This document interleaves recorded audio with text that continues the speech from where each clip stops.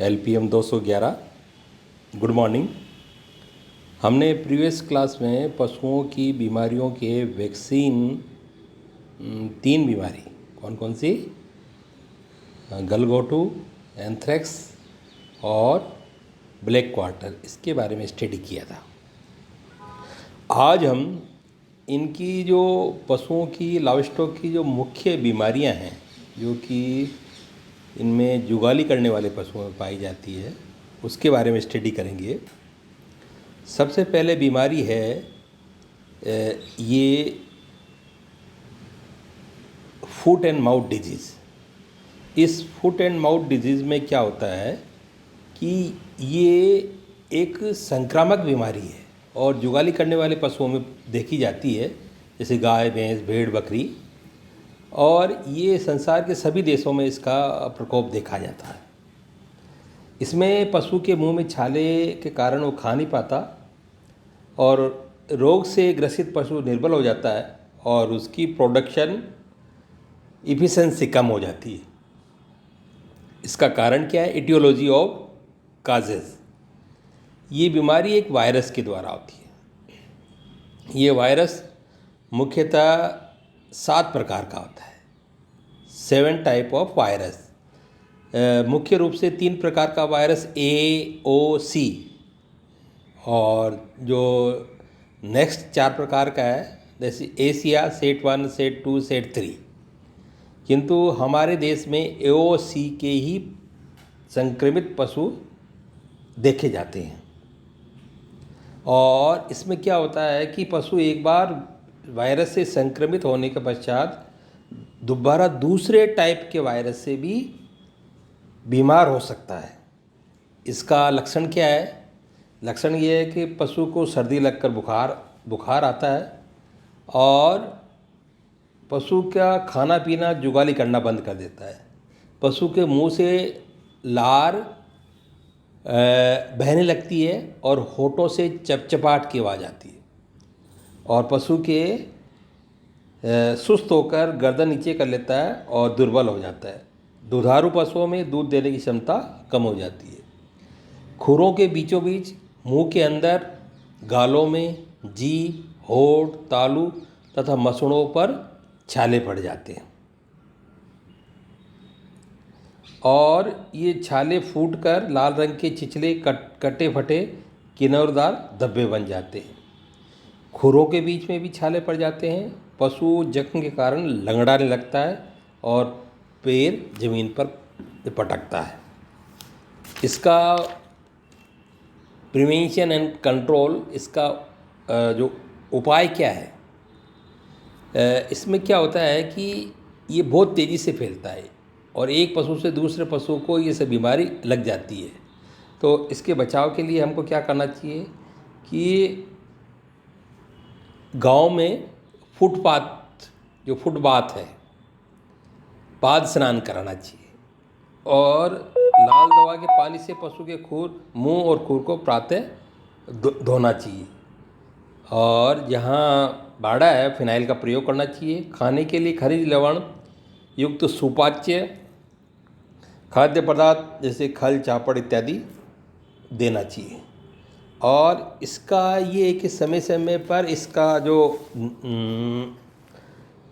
Vaccine, पशु को इस रोग के टीके लगवाने चाहिए और टीका 6 माह बाद दोबारा लगाया जाना चाहिए।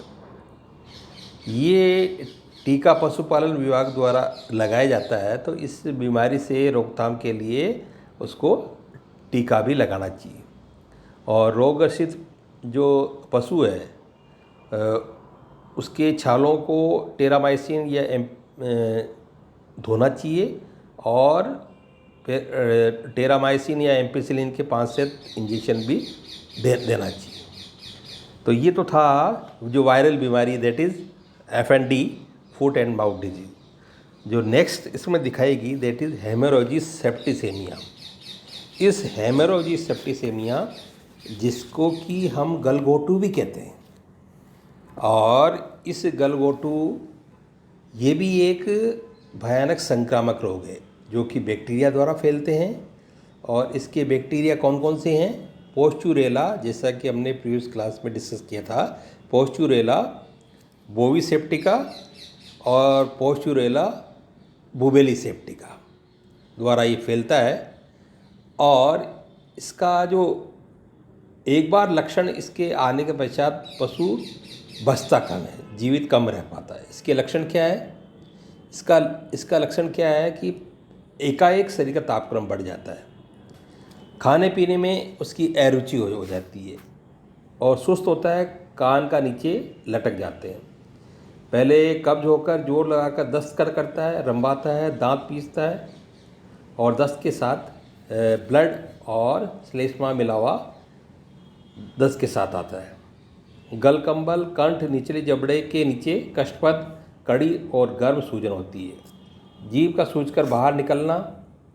इसमें क्या होता है कि जीभ और गले की सूजन अधिक बढ़ने के कारण पशु को सांस लेने में दिक्कत आती है, जिसके फलस्वरूप वह घुर की आवाज़ करने लगता है ना। और बेसुध होकर पृथ्वी पर लेट जाता है और 12 से 36 घंटे में उसकी मृत्यु हो जाती है। इस बीमारी के ट्रीटमेंट के लिए हम जैसे एंटी सीरम देते हैं, सल्फाडाइजिन, सल्फाथाइजोल, और प्रिवेंशन एंड कंट्रोल के लिए इसमें haemorrhagic septicaemia composite broth vaccine देना चाहिए, यानी इसका टीका लगाया जाना चाहिए, जिससे कि पशु का बचाव हो सके। और जो नेक्स्ट इसमें है that is black quarter. Black quarter जिसको हम लंगड़ी बुखार भी कहते हैं। ये ब्लैक क्वार्टर भी एक बैक्टीरियल डिजीज़ है और ये गाय, भैंस, भेड़ों में छूत के द्वारा फैलने वाली बीमारी है। इसका कारण क्या है? काजेज। ये काजेज है, इसका बैक्टीरिया स्पोर युक्त क्लोस्ट्रिडियम सोवियाई और क्लोस्ट्रिडियम लेप्टिके। और इसके जो मुख्य लक्षण है, पशु को तेज बुखार आकर कंधे, गर्दन पर सूजन एवं दर्द महसूस होता है और पशु लंगड़ा कर चलता है, बाद में चलने में असमर्थ हो जाता है और पिछली टांग से लंगड़ा कर चलता है। सूजन, जो इसकी सूजन आई उसमें गैस भरी होती है और इसको दबाने से चुर की आवाज़ आती है। इसको दबाने से चुर की आवाज़ आती है। और इसका जो कंट्रोल है ये है कि पॉलीविलेटेड फॉर्मलाइज एना कल्चर वैक्सीन देना चाहिए। इसका टीका लगाना चाहिए 6 माह की आयु में, और जो कि पशुपालन द्वारा निःशुल्क लगाए जाते हैं। इसमें अन्य बीमारी जो है वो दैट इज़ निमोनिया। ये निमोनिया एक रेस्पिरेटिव डिजीज़ है जो कि संक्रामक रोग है। इस रोग के कारण श्वास नली में ये बैक्टीरिया रहते हैं और अचानक तापमान परिवर्तन, बारिश के कारण ये बैक्टीरिया उत्तेजित होकर ये रोग उत्पन्न करते हैं। कारण इसका संक्रमण जीवाणु, विषाणु, फफूंद, माइकोप्लाज्मा इत्यादि इसके कारण होते हैं। जहरीले गैस इत्यादि भी। इसका लक्षण क्या है निमोनिया का? नाक से पानी, खून अथवा जो पीला पानी का आना, पशु के नाक और से पानी, खून इत्यादि का आना, सांस लेने में तकलीफ, सांस लेते समय घर की आवाज़ आना, छाती में दर्द, खाना पीना उत्पादन में कमी। इसका रोकथाम क्या है कि सर्दी गर्मी से अचानक जो मौसम चेंज होता है उससे बचाना चाहिए। और खेत में दवा छिड़कते समय पशुओं को दूर रखें, पशु को हवादार स्थान पर रखें, नमी और सीलन से बचाएं।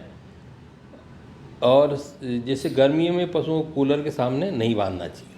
तो ये तो था इसके रोकथाम के तरीके। एक अन्य बीमारी है जो कि बहुत कॉमन है, इसका नाम है मैस्टाइटिस। ये दुधारू पशुओं के आयन का एक बहुत ही भयानक छूतदार रोग है जो कि बैक्टीरिया द्वारा फैलता है।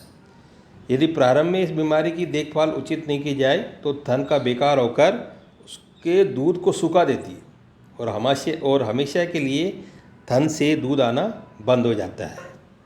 और आर्थिक दृष्टि से ये रोग बहुत किसान को नुकसान पहुंचाता है। इसके लक्षण क्या है? इसके लक्षण है कि कारण क्या है इसमें? थन में चोट या रगड़ लगने के कारण जीवाणु पशु के थनों में प्रवेश कर ये बीमारी फैलाते हैं। ग्वाले के गंदे हाथ, कपड़े, पशु का गंदा शरीर, गंदी नाली इत्यादि इस रोग को फैलाने में सहायक है। कभी कभी मक्खियाँ भी एक स्थान से दूसरे स्थान पर इस रोग को फैलाती है। इसके स्टेज जो है दैट इज़ एक्यूट। आयन में एकाकी सूजन, गर्म और लाल हो जाता है। सब एक्यूट तीर रोग की तरह धीमी गति से दूध में फुटकी फिर गाढ़ा मवाद आता है। और क्रोनिक डिजीज, क्रोनिक में क्या होता है? थनैला में आयन आकार बड़ा होने के बाद धीरे धीरे कड़ा हो जाता है। दूध पतला, पीलापन लिए कभी कभी पानी जैसा होता है। आयन को दबाने पर दर्द नहीं होता है और आयन में दूध का निर्माण हमेशा के लिए खत्म हो जाता है। तो ये जो डिजीज़ है दैट इज़ मिसमैनेजमेंट। अतः ग्वाले को साफ कपड़े, बर्तन साफ, पशुशाला साफ, जो अडर है उसको नीट एंड क्लीन रखना चाहिए इत्यादि। ये मैनेजमेंट प्रैक्टिसेस अपनाकर इस रोग से बचाव किया जा सकता है। लाल दवा से थैन और उसके आयन और ग्वाले के हाथ को धोने से पूर्व धोना चाहिए। अब जो अन्य जो बीमारी है वो है इसमें जैसे कि दर्शाया गया मिल्क फीवर। ये मिल्क फीवर अधिक दूध देने वाले पशुओं में होती है, गाय भैंस में। ब्याने के पश्चात भारी मात्रा में कैल्शियम दूध में जाने से शरीर में कैल्शियम की कमी हो जाती है। और तो ये मिल्क फीवर क्या? That is metabolic disorder disease है। पशु अपनी गर्दन पेट की तरफ घुमाकर बैठ जाता है, मांसपेशियाँ ढीली और कमज़ोर हो जाती है, पशु खड़े होने में असमर्थ होता है। इसका जो मजल्स है सूख जाता है, शरीर का तापक्रम सामान्य से कम हो जाता है। तो इसका जो नींद बचाव क्या है? दुधारू पशुओं में कैल्शियम की कमी से होता है मिल्क फीवर। अतः नियमित रूप से कैल्शियम फास्फोरस युक्त खनिज लवण मिश्रण देना चाहिए। रोगी पशु को सीरा और कैल्शियम का टीका लगाना चाहिए। अन्य जो management disease that is pica, PICA, ये शरीर में खनिज तत्वों की कमी से होती है। इसका लक्षण दुर्बलता, खून की कमी, दूध उत्पादन में कमी, ताव में ना आना और गर्भ का न ठहरना।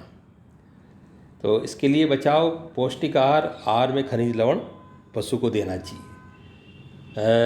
जैसे जो डेली मिक्सचर है उसमें 50 ग्राम खनिज लवण प्रतिदिन देना चाहिए। गोबर की जांच करवानी चाहिए, कोई पेट में कीड़े नहीं होने चाहिए। तो ये जो बीमारियां हैं इसका हमने स्टडी किया कि पशुओं में जो कौन कौन सी मुख्य डिजीज़ होती है और उनका कैसे क्या कारण होता है, कैसे बचाव किया जाता है। ठीक है, थैंक यू।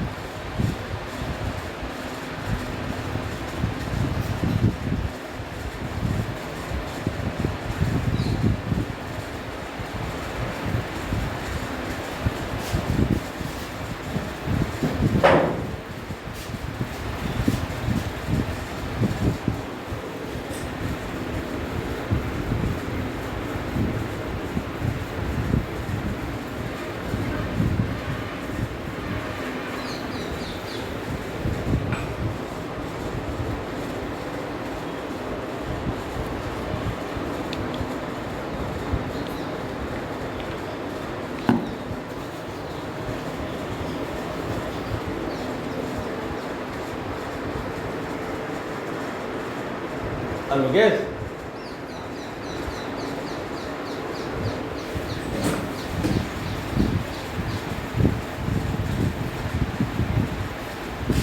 हाँ जल्द से आओ तक नहीं है ना नहीं है ले लिए सर पानी आज आए नहीं आज सोमवार कल क्या यह बढ़ाया गया आए करेंगे हम कल थोड़ी तीन तारीख को। हैं 3 तारीख अच्छा अच्छा अच्छा वो वो लेब हैं ये रामनाथ जी लेब हैं वो लेब सिनेमा वाली वो भी है वो भी ये भवन है ये 3 तारीख को सुबह नहीं 12 से है 12 से और 3 तारीख को सुबह तो नहीं है इधर सुबह नहीं 8 से 10 नहीं 12 से 2 बारह तो बड़ा है बता 3 तारीख बारे आएंगे मिल लिया हूँ पानी का आपका आएगा